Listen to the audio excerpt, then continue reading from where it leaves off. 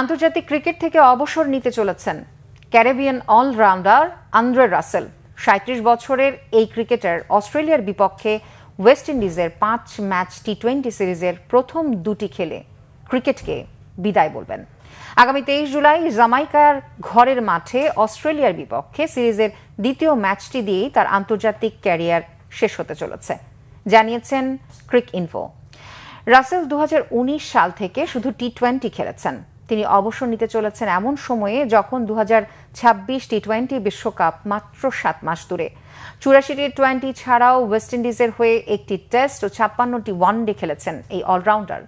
Nicolas পুরানের পর রাসেল শীর্ষস্থানীয় দ্বিতীয় ক্রিকেটার, যিনি ২ মাসেরও কম সময়ের মধ্যে আন্তর্জাতিক ক্রিকেট থেকে অবসর নিচ্ছেন। ২০১২ ও ২০১৬ সালে টি-২০ বিশ্বকাপ জয়ী ওয়েস্ট ইন্ডিজ দলের এই সদস্য বিদায় প্রসঙ্গে বলে বোঝানো যাবে না এটা আমার কাছে কি অর্থ বহন করে। ওয়েস্ট ইন্ডিজের প্রতিনিধিত্ব করা আমার জীবনের অন্যতম গর্বের অর্জন।